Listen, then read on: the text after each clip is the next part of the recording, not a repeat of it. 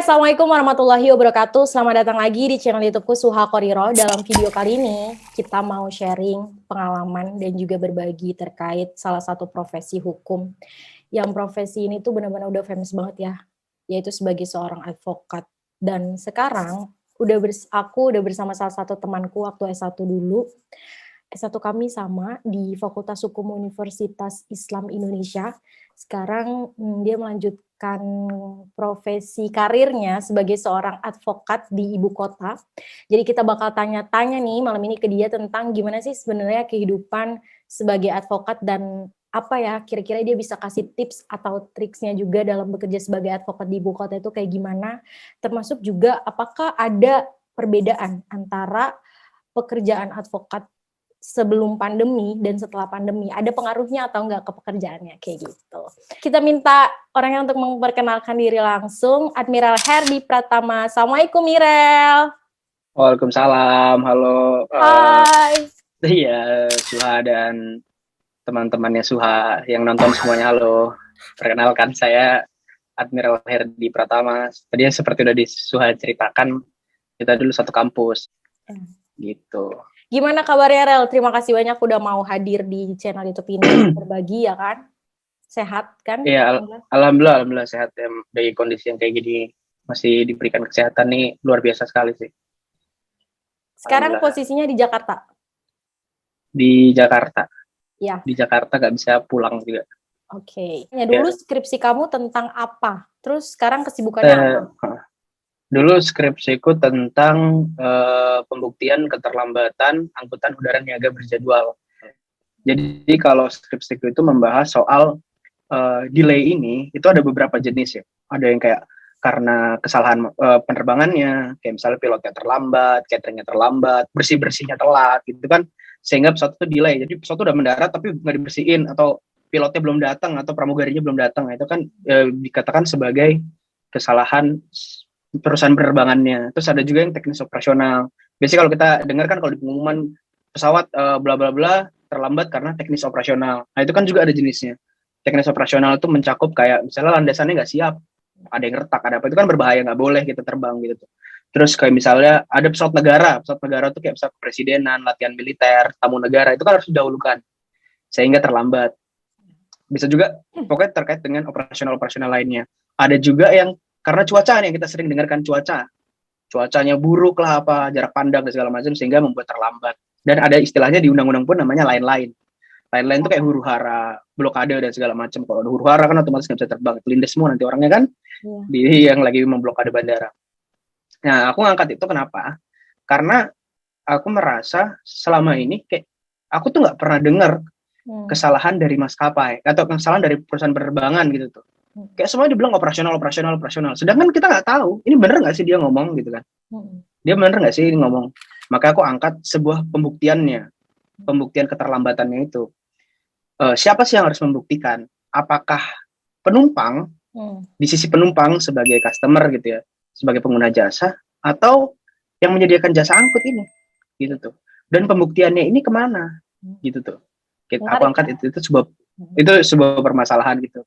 Dan waktu itu aku yang ribet itu aku bahkan beberapa kali menghubungi pemerintah ya, karena kan kuliah di Jogja, aku nggak bisa langsung serta-merta datang ke Jakarta gitu ya. Studiku hanya bisa memanfaatkan teknologi yang ada, kita ber-email, telepon, dan segala macamnya ke Kementerian Perhubungan. Itu jawabannya beda-beda. Bahkan ada dosen juga kita ada perbedaan pendapat lah. Makanya skripsiku itu agak lama. Tapi aku kekeh ini tuh sebuah masalah. Gitu. So, kurang lebih. Ini kayaknya kalau dijadiin topik diskusi lebih lanjut juga lebih menarik untuk dibikin episode baru nih. Tentang skripsi. Menarik sih. Ya. Bisa sih, menarik. Cuman kadang aku tuh takut, Suha. Takutnya skripsiku tuh salah. Jadi kadang aku nggak mau tahu lebih lanjut karena aku takut skripsiku salah. Karena sebelumnya nggak pernah ada yang ngangkat. Literally nggak pernah ada yang ngangkat. Dan aku cuman berdasarkan ya penelitianku, ada yang ke dosen, ke kementerian pun jawabannya seperti apa, ke masyarakat ya gitu-gitu aja. Aku punya rasa takut lah itu ke situ tuh. Kayak walaupun aku pede ya, benar ini harusnya seperti ini gitu. Cuma tapi nggak apa-apa sih kalau kita mau buat episode nggak ada masalah. Sekarang kegiatannya apa, Rel? Kesibukannya sebagai seorang advokat nih sehariannya gitu, Eh, ceritanya. aku sebenarnya kalau sependek pengetahuanku ya belum bisa dibilang sebagai advokat sih ya, karena kita belum sumpah. Aku tuh Hmm. belum sumpah itu tadi. Jadi masih kalau istilahnya kalau aku biasanya buat surat kuasa ini nggak tahu juga ya kira-kira bahasanya calon advokat gitu biasanya. Calon advokat atau konsultan hukum lah, paling standar konsultan hukum. Boleh Seperti disebut itu. sebagai konsultan hukum ya, Rel, kalau misalnya Oh, belum sumpah boleh, tuh. boleh. Cuma Boleh, kalau belum boleh. sumpah nggak boleh disebut sebagai advokat gitu ya. Ya sebenarnya nanti kalau kalau advokat kan kalau ditanya kamu advokat iya, kartu tanda pengenalmu mana? Kan nggak punya. Ah, Ya kan gitu kan. Kalau kita bersidang kan istilahnya advokat misalnya bersidang. KTA-mu dong sama sumpah, berita acara sumpah, karena kan biasanya kalau kita bersidang tuh bawa dua tuh. Berita acara sumpah di pengadilan tinggi itu di mana kamu KTP-mu misalnya Jawa Barat ya, kamu di Bandung, atau Jakarta ya di DKI kan. Sama KTA itu ada selembar besar gitu. Satu lembar kayak sertifikat lah gitu tuh, kayak model kecil gitu. Dikasih sama KTA. Nah, kalau kita ditanya gitu kan kita belum sumpah. I see. Gitu. Nah, kegiatan gue tadi ya sekarang mungkin sama-sama teman-teman yang lain ya, kalau sebenarnya konsultan hukum lah ya, atau calon advokat tadi lah ya. Kegiatannya ya kita kerja sih. Kerja paling ya kalau kebetulan kalau karena kantorku itu bukan yang middle atau yang top tier, yang masih butik, itu macam-macam. Biasanya kalau butik Butik sama kasusnya itu apa middle, aja? bentar, aku mau potong dulu. Mungkin teman-teman bingung juga nih, butik sama Oh middle iya. bedanya apa ya, Rel? Jadi gini, ada beberapa, ini nggak tahu sih pengkategoriannya sebenarnya secara hukum nggak ada ya. Tapi ini kayak bahasa hukum adatnya lah, bahasa kebiasaannya aja. Iya. Jadi ada kalau biasanya hukum online tuh buat ya mid size top tier, mid size top tier. Mid size tuh yang tengah-tengah dia. Tengah-tengah tuh biasanya dari jumlah advokatnya, dari jumlah pengacaranya, handling kasus apa, dan divisi-divisinya ada berapa banyak seperti itu. Oh, ini Kalau yang butik tuh, mengkategorikan ini ya, hukum online. iya, iya ada hukum online. Atau biasanya kita berbicara di teman-teman hukum tuh pasti seperti itu. Kantor lu di mana? Oh itu mid size ya, atau apalah, itu top tier ya itu lo, gitu-gitu. Kalau misalnya KAP kan ada big four gitu-gitu kan. Ada yang kantor terbesar di yang punya perwakilan di beberapa negara gitu-gitu kan. Nah, karena kantorku tadi ya istilahnya butik, itu nggak begitu besar, cuman kita, kalau aku kerjaannya sehari-hari ya macam-macam kasusnya. Mungkin lebih general ya dibandingkan yang lain. Dibandingkan kantor-kantor yang mid size atau yang top tier, itu kayak handling apa aja bisa gitu. Apa aja kita bisa kerjain gitu. Mau LP boleh, mau bikin perjanjian ayo, mau IPO boleh. Lalu biasanya kalau kita nggak ada divisinya, kita kerja sama kalau law firm lain atau sama pengacara lain. Iya, biasanya seperti itu. Oh, jadi kantor advokatmu nih lebih general ya? Iya betul. Kalau sehari-hari ya gitulah, paling perjanjian lah, LP, bikin analis of crime gitu ya. Kayak kita mau LP, kita buat analisa dulu dari LP kronologi, itu siapa laporan pengaduan pihaknya. ya, teman-teman. Oh iya, laporan polisi, sorry, laporan polisi sih, Pak. Laporan polisi. Oh, oke. Laporan polisi. Itu kita buat satu berkas gitu ya, teman-teman. Itu nanti isinya kronologinya seperti apa, nanti siapa aja pihaknya, terduganya siapa, gitu-gitu. Terus nanti kita uraikan pasal-pasal. Biasanya seperti itu. Itu biasanya untuk mendukung pendampingan atau pada saat kita buat laporan polisi seperti itu. Itu terus ya perjanjian juga buat perjanjian ya lisensi bisa, perjanjian sewa menyewa, jual beli, atau perjanjian yang mungkin jarang ya, dulu kita kuliah shareholder agreement yang gitu-gitu. Ya, Lebih ke bisnis ya, karena basic gue dulu kan kuliah juga bisnis. Begitu. Jadi kantornya ini jadi ini alamat kantornya di mana, Rel? Di Jakarta ya? Di mananya? Di Jakarta Pusat. Jadi ke sekitar baru tahun ini aku sama seniorku tuh buat kantor. Buat kantor sendiri, namanya RP Brothers. RP Brothers. Nanti bisa lihat di bawah sini ya gitu ya. Linknya gitu ya, bisa di bawah sini kan. Iya. Bisa lihat di bawah sini. Itu general ya, Rel, bisa apa aja, mungkin nanti teman-teman kan ada yang tertarik. Iya, betul. Oke. Terus aku mau tanya-tanya nih tentang kalau sebenarnya tujuan sama fungsi dari kerjaanmu tuh apa sih, Rel, gitu loh, sebagai seorang calon advokat ini gitu. Kalau sekarang ya, sebenarnya kalau tujuan dan fungsi secara ya kita, kalau aku menganggap ya, kita sebagai advokat itu sebagai pengacara itu biasanya preventif kan, preventif untuk mencegah hal-hal terjadi masalah di kemudian hari. Kayak Mas Dimas Prasojo yang CEO dari Pop Legal itu. Kalau teman-teman tahu, Pop Legal itu satu aplikasi yang buat kontrak kita dari aplikasi itu loh. Nah itu dulu pernah bilang, hukum itu kayak asuransi. Hukum itu kayak asuransi. Lo harus bayar, tapi lo ke depannya aman. Itu kayak gitu. Itu upaya preventifnya seperti itu. Tapi mostly sih rata-rata di klien-klien itu banyak datang tuh ketika udah punya masalah. Dan masalahnya tuh udah kayak yang ya stadium 4, stadium 3 gitu. Kalau stadium 1 tuh jarang yang datang. Kalau udah yang bener-bener deadlock, stuck atau apa yang kayak kadang kita juga bingung kan maunya klien A, sedangkan aturannya ya udah nggak ada kesempatan lagi gitu tuh untuk kita melakukan litigasi, udah dia lakukan, pokoknya udah aneh-aneh deh. Itu tapi lebih kayak dua-duanya bisa kita selesaikan masalah yang sudah berjalan sampai stadium 4 pun kita masih berusaha pasti kan gitu. Ya, kayak dokter lah. Kayak dokter kan walaupun udah parah juga orang sakit tapi tetap mereka bantu, sama kayak gitu juga masalah udah berat. Coba kita bantu. Seperti apa posisi-posisinya gitu kan.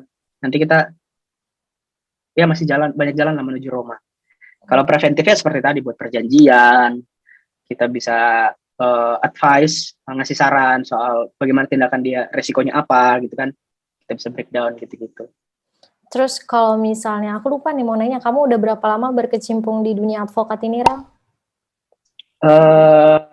Baru hampir 2 tahun sih. Hampir 2 tahun. Masih anak kecil banget lah. Baru hampir 2 tahun tuh. Belum banyak lah pengalaman. Baru hampir 2 tahun. Aku lulus langsung di kantor advokat ini. Tapi berarti sebentar lagi harusnya udah bisa sumpah advokat dong?